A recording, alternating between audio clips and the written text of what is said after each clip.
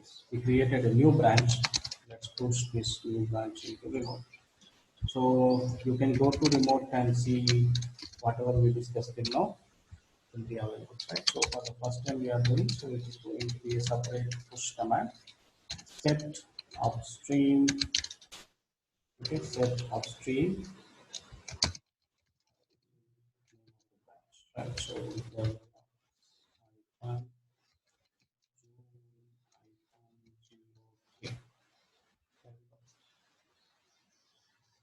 it will take a while to push the code into GitHub.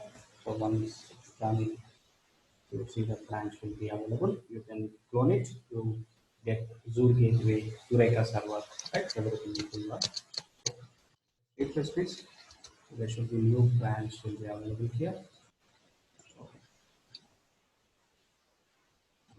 develop June 03. We have gateway discovery, right? Service discovery, service gateway, both here. Yes. Good. I pushed the code. Right. Now let's come back.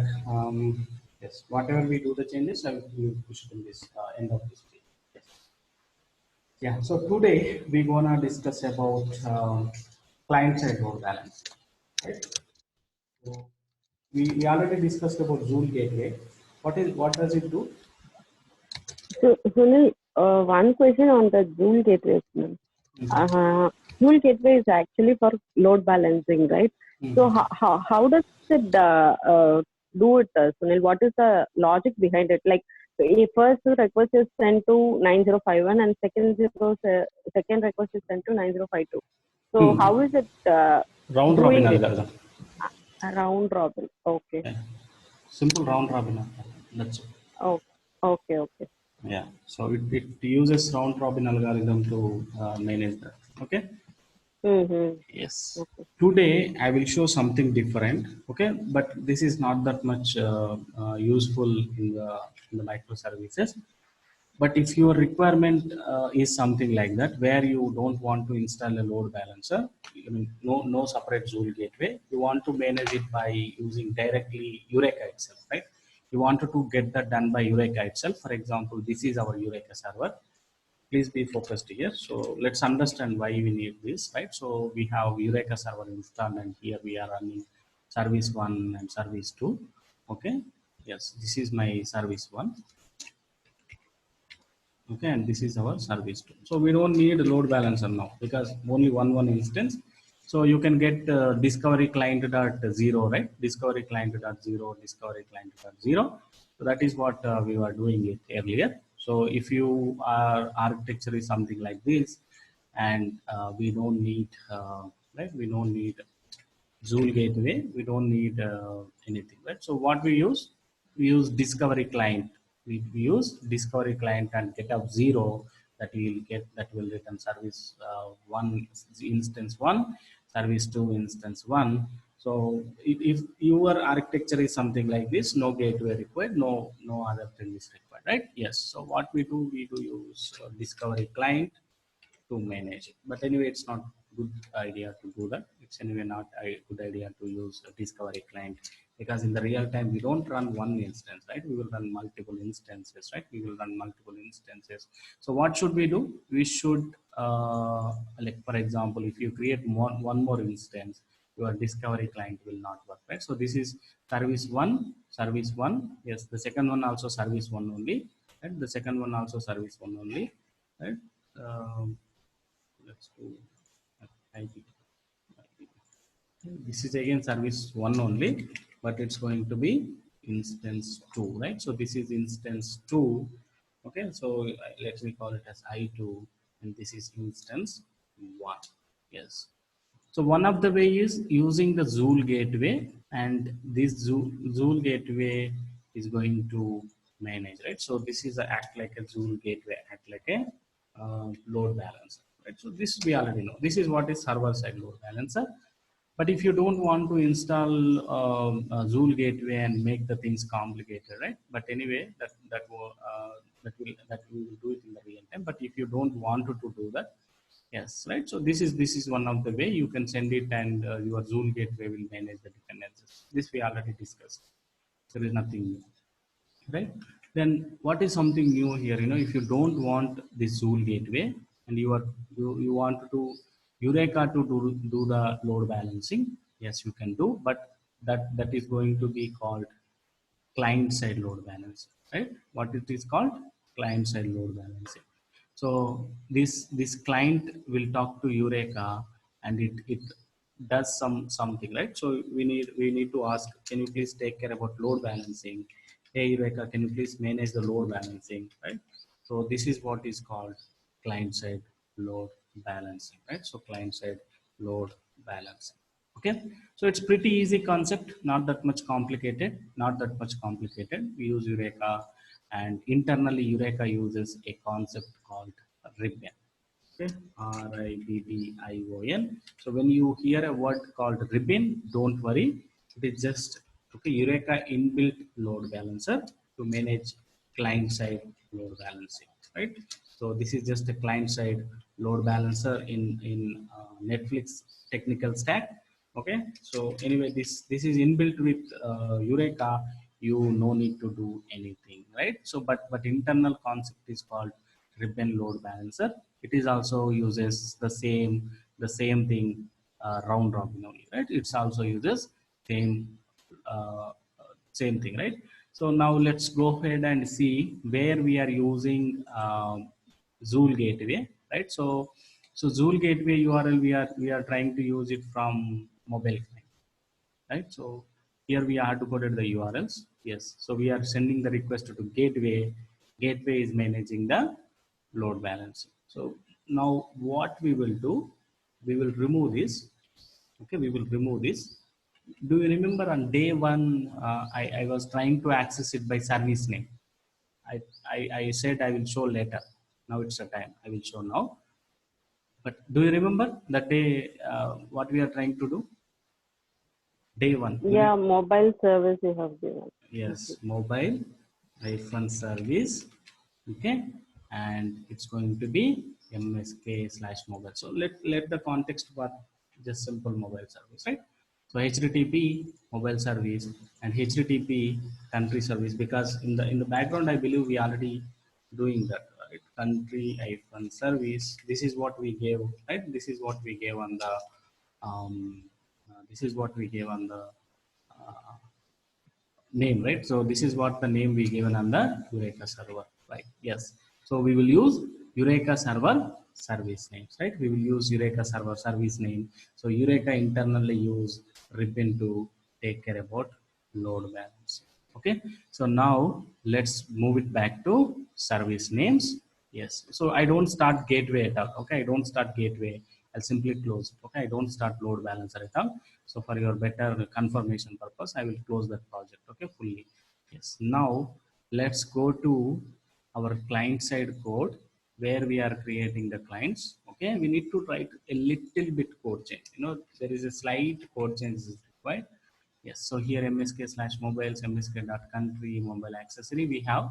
Yes, here we are not using any IP. Here we are not using any port number. Hard-coded, no hard-coded port number, no hard-coded host name. Everything is going to be Eureka server service name. So it's like it will work. Maybe in the future you change the port name, you change the host name. There is no problem. Eureka is going to resolve that host name and port, right? Yes. So what is that code change you have to do? It's a very, very small code change. Okay. And one very important which you have to remember, if you are using REST template, it is different, guys. Yeah, I need to highlight now itself. Okay. So if it is a REST template, the code change is little different. So there you use annotation at load balancer. That is enough. Okay, at load balancer. But here we are not using REST template, right? So REST template, there are so many examples, and it's pretty easy. You annotate with at load balancer. That's it. The things will work as expected. You just annotate it with the at load balancer. Then the things will work as expected. But here we are not using REST template, right? So little complicated now. It is not that much easy like we are just simply using an annotation, right? It is not that much easy like annotating a simple annotation. No, what you should do, it's not load balance, I believe. It's load balance. Let me check. Control Shift T. Yeah, it's a load balance, not load balancer. Yes. If it is a REST template, then REST template method should be annotated with at load balance. Anyway, that is not is the case, right? Our requirement is web client. A little complicated with respect to web client. So what should we do? We should use Spring will create one load balancer client factory object, load balancer client factory object. Yes, right. Spring will create object for this class. You just need to auto vary it, right? If you just give it to bean method, Spring will automatically auto vary it. So you just need to say load balancer, okay, load balancer factory. So this is respective to web client, and we should also add a filter to do the load balancing to do the load balancing.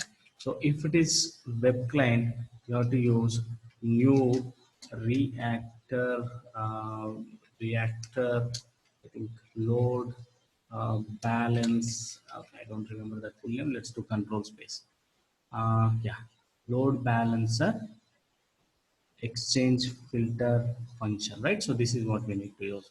Reactor load balancer exchange filter function, and we need to pass this load balancer client factory as an object. Okay, then only your this service name will be resolved, otherwise it won't be resolved. Okay, for example, if you don't do these changes, okay, if you don't do these changes, for example, let's not do it. Okay, let's not do it and test it. That day what exception we got, do you remember? Let me start service discovery first. Do you guys remember what that day we got one exception? No, right? Not able to recollect it. Any one of you? Sharat, Abhi, Hari, Venkat. Can you guess what could be the output if you run this program? Quick.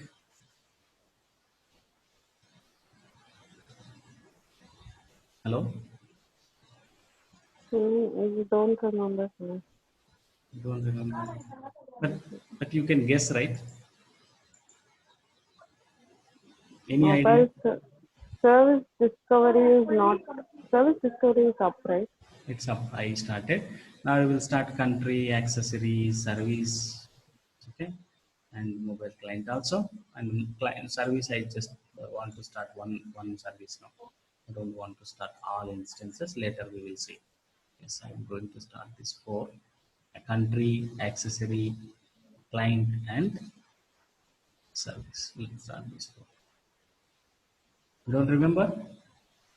Any no idea what is going to happen?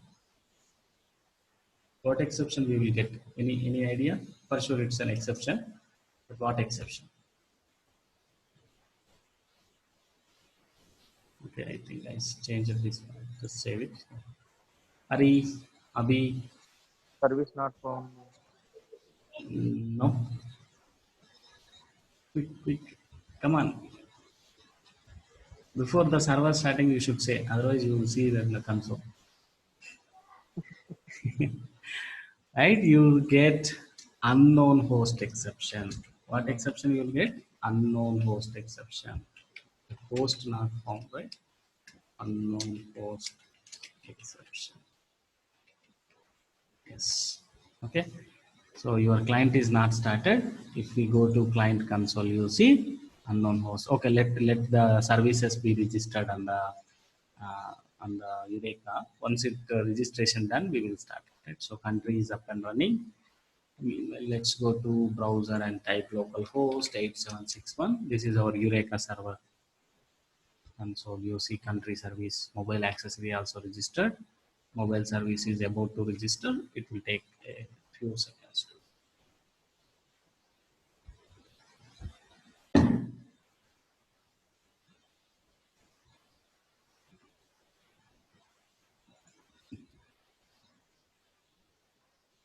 Yes, only if I restart, all three services are registered. If I am trying to register mobile client, just focus it on the console, what is going to happen? I think it will start, but it will throw an exception. Oh, mobile accessory base URL. Oh, service base URL. Sorry, the string itself is wrong. Mobile accessory base URL. You just go and change it, right? Mobile accessory base URL. Yeah, that is what is the problem. You don't get exception while service is starting up. You will get exception while you are invoking the service. So meanwhile, let me open the Postman as well.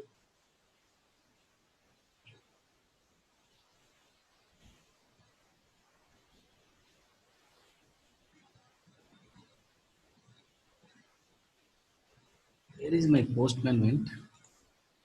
Is it started?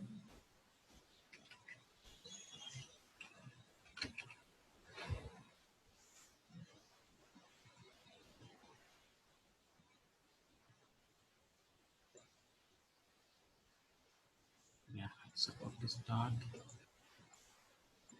Yes, the service is started on port number 8085, right? 8085, no problem. It will start, but when we try to hit it, it will throw an exception. So we need a token to invoke the client. So let's wait for a moment to get this up. So in between, does anyone of you know about WSL 2.0? What is this feature? Every Windows user should know this. That to Java developer for sure.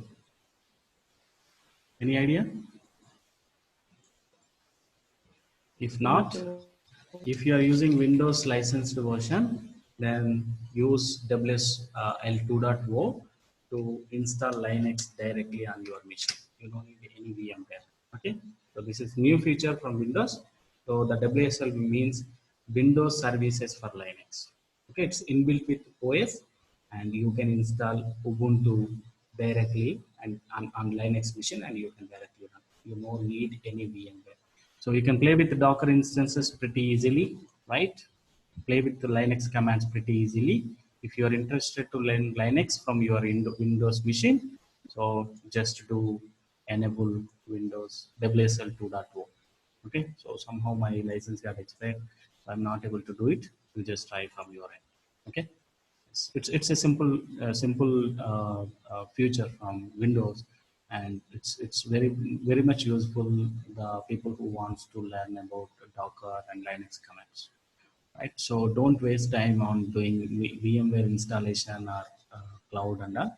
Just directly simply install WSL 2.0, and you can directly install Ubuntu software, right? OS on your machine, and you can directly log into Ubuntu, just like how you are logging into a bash shell, right? Then this is one of the way you can run the shell script, but it's not like you don't get full-fledged OS, right? So you cannot install Docker, and also so if it is WSL 2.0, you can install Ubuntu OS itself directly on your Windows machine. Okay, yes, just try that out. Anyway, our system is Postman is up and running. Let's create the token. Just check that out in Google, right? Just go to Google and type WSL 2.0. Really cool feature. 1.0 was there, but it is not that much good. 2.0 is it's pretty cool and almost kind of very success, very success. 1.0 was there, but it was not that much good like 2.0. So try this out. Okay, Windows subsystem for Linux 2, Linux. Okay, we got the token. Anyway, just if you are interested, just try that out. Okay. Yeah, so now let's come to client one. We need to send this in the header, right? Yes, authorization, send the token. So don't expect the output. Expect the exception in unknown host exception, right? What is the exception you need to expect? Unknown host exception, and it says that mobile service, right? Unknown host exception, mobile service. So without load balancing, you cannot use, right? Without load balancing, you cannot use the service names which are registered on Eureka, right? The service names which are registered on Eureka. So what should we do? We should use load balancer concept, and you can directly use Eureka service names on your client code.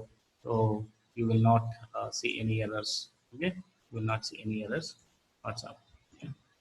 Let's go to the code and do a couple of changes, and this issue will be solved automatically. So as I told already, so we should use load balancer client factory. Okay, load balancer client factory. So load balancer, but not local. Load balancer client factory, and let's give a name, simple name, load client factory. Yes, and here we need to add this filter, right? So this filter will manage, okay, this reactor load balancer exchange filter, right? Load balancer exchange filter will automatically manage, right? Will automatically manage the load balancing, and you can happily use Eureka server, right? Eureka services names in your client code. So let's give load balancer local. I don't know why it's going always local. Load balancer client factory. Give load balancer client factory. Let's copy paste, and here let's add some filter. Right. So filter. It's going to be filter and new reactor. Okay. So reactor load balancer.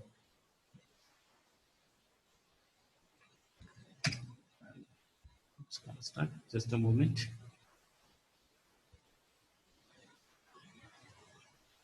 Come on, come on. Don't get stuck, please. Yeah.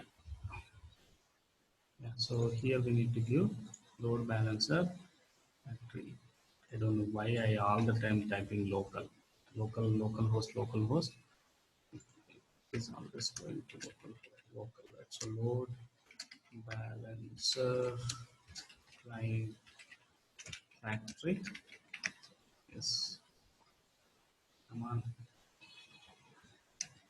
Say load balancer. So these are inbuilt. We don't need to write anything, just but we need to mention explicitly. But it is a rare scenario where we don't really use Eureka, right? So let's not increase load on the Eureka. So you might see some chances to fail, right? So let's not do that. So let's use anyway load client server side load balancer instead of doing client side load balancer, right? So let's do all these changes. Wait for a moment to server to recognize all these changes, and we will hit it we will hit our service.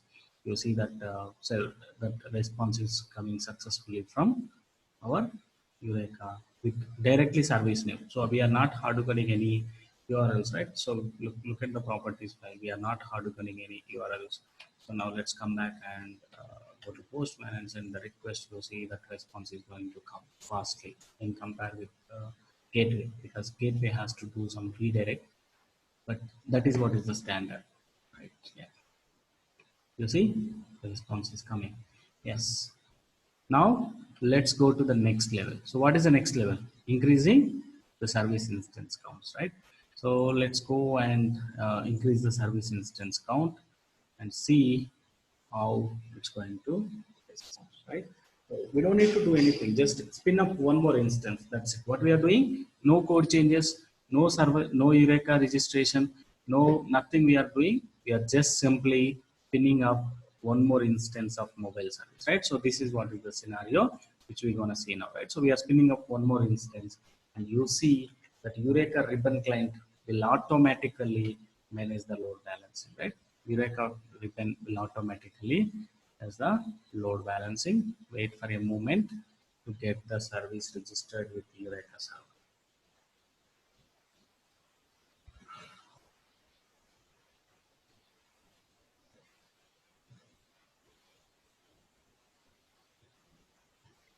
Sunil, in this, right, we have written the client, so we are calling the load balancer factory and all. But what if some Angular or something is calling directly our mobile service? They go to Joule gateway. Oh, They okay. go to Joule gateway. Yes. So in that case, we cannot follow this ribbon logic. Only Joule Yes. gateway is the option. Yeah, so mostly we don't do this, but we have this option, right? So somebody is Okay. asking you what is ribbon, then you should not say I don't know, right? So that's why, Okay. for your understanding purpose. This is not the case where we, I mean, we don't use it in most of the cases, but it works as like gateway, right? Just like our load balancer, Zool gateway load balancer. You see 8093 is up and running. So it's just like round robin. If I send it, first I will get 8091, next I will get 8093. Okay, so yeah, 8093. So next get it 8091, some round robin algorithm, and you see automatically it is in, right? It's automatically in place, right? We don't have any extra dependencies, and you go and just spin up. You just see like automatically spin up, and we have this feature, right? I told Eureka server is also a load balancer, but we don't use it as a load balancer. It inbuilt is a load balancer.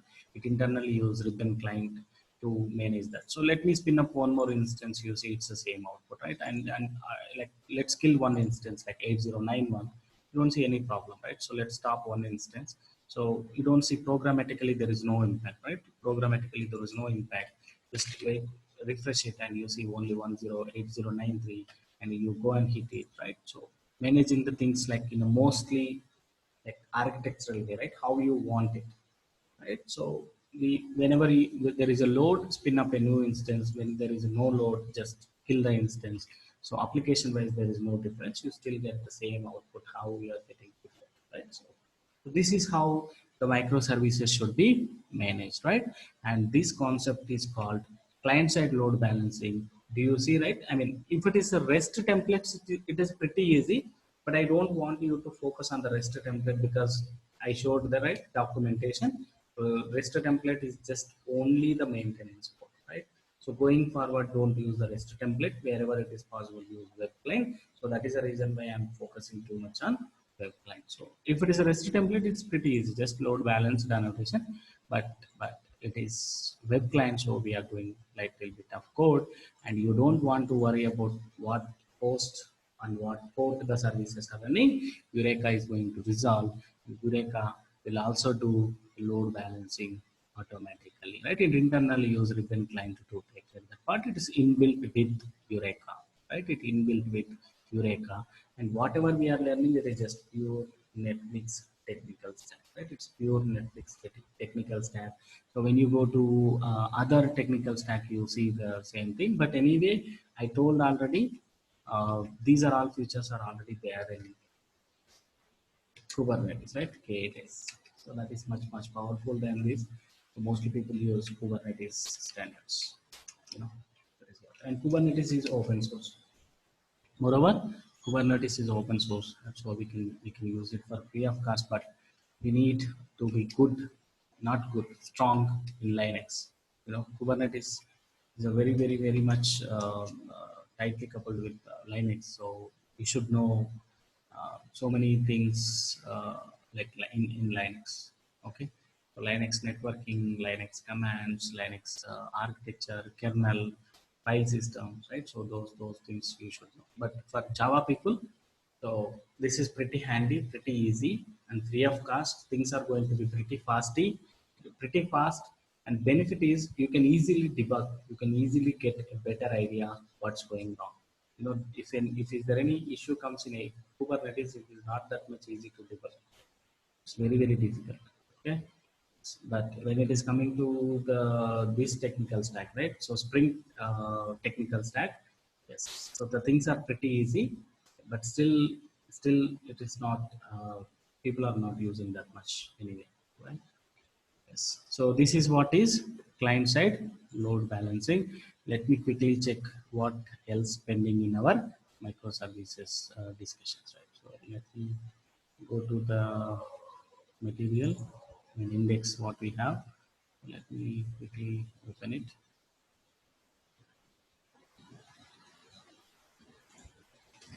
So we are done with the discussion is done, actuator is done, uh, cloud config server is pending. Yeah, anyway, that is required actuator, so that I covered yesterday. Yes, then I will cover cloud config server. So client side load balancing using Spring Cloud Load Balancer, which is Eureka, and introduction to Zool Gateway. Yes, we are almost done. Yes, distributed tracing. Okay, we will see one thing with the Cloud Sleuth or Zipkin. Then I will internally cover Cloud Bus. Yes, Hystrix. Some service is going down. So how can we manage it, right? So yes, with that we are done. So the only last pending part is how can you do the centralized logging, right? So logging. So how can you pull the logs from Kibana using Elasticsearch? That is what is last. Okay. Yes. What I will do, I will stop for today. Tomorrow we will freshly start cloud config server. Okay. So these two are going for sure. We will use it. Actuator, no KATS. Cloud config server also we will use it. The only concept which we don't use is this one, API gateway and service discovery. Those two are already there in KATS, but these are not there in KATS. So if you want some cloud configuration, then we will use cloud config server only from Spring. Okay. Yes. Yesterday's discussion also very important. Actuator. So people use actuator a lot in the microservices. Okay. Yes. Any Hi questions? Sunil. Hi Sunil. Yesterday's recording was not uploaded. Oh, I might have forgotten that. Sorry, I will do it today. Sorry. Uh, Yeah, so thank you. I mean, actually, I'm conducting 2 to 3 sessions, so I'm really getting confused which video I'm uploading and which one I'm forgetting. Okay, so today I will upload both. Yeah, sure. So tomorrow, don't miss, guys. So that is important because from Spring we will use that concept for sure. Okay, cloud config server, how to load config servers. Okay, let's do have an introduction so that we can quickly jump into the code tomorrow, right? So why we need a cloud configuration in microservices? Because if it is a monolithic application, right? So if it is a monolithic application, what we have, it's a single application, right? So it's a single application. So the configuration is going to be available in one place, right? So you see that configuration also going to be packaged in your monolithic application itself, right? So let's assume this is your server, right? So the outside square brace is your server, and inside that your application, right, which has so many modules, right? Inside you have so many modules, and there is one particular place you maintain your entire application. But when it is microservices, things are not like this, right? You don't even have a server, you have a cloud, right? So this is cloud now. So you are going to deploy your application as a container on the cloud, right? So Docker container on the cloud. Yes. So now what you will do, you will create service 1, service 2, service 3, and there are so many instances, services you are creating. Then managing the configuration across all these services in one place becomes very difficult, right? So that is what is the problem. So if all these services are need some configuration, so you put it in application specific, then maintenance is becomes very difficult, right? So now we need something to manage this configuration in one place, right? So we want to manage all the microservices configuration in one place. Then we use Spring Cloud Config Server. Okay, Spring Cloud Config Server concept. So this one will help us to address, right? Address that issue. What is the issue? Managing the configuration for all microservices in one place. Because in monolithic application, you even though you have multiple modules, there is no problem. All these modules are tightly coupled into one application, so you can easily manage it. But when it is coming to microservices, each microservice is independent with other microservice, right? Each microservice is independent with other microservice. So you cannot manage in one place. But that is not the good way, right? So that you cannot, it won't be that much good if you don't manage in one place, right? So you don't have any centralized control. Then how can we solve that problem?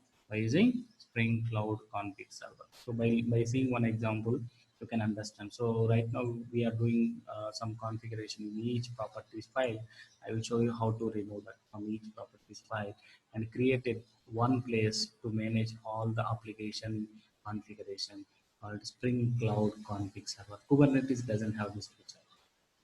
Okay, Kubernetes doesn't have this feature. Even yesterday's concept, right? Actuator. Even Kubernetes doesn't have that feature, right? So there, that is one place where Spring is beating Kubernetes, and this is the one place where Spring is beating, right? Another one more place. Okay. Yes. So we will discuss tomorrow how to do that. Okay. Spring Cloud config server, how to create and how to manage the configuration, how to manage that configuration, and without restarting microservice, how can you do like changes on the fly, right? We will do some changes in the cloud config server, and you see, right? You see that without restarting microservice, how can microservice get the latest value, right? So those things we will discuss tomorrow. Very, very important with respect to microservices. And Spring has this feature. K8s doesn't have this feature in their services. Okay. Yes. So this part we will discuss tomorrow. Any questions before we wind up the session?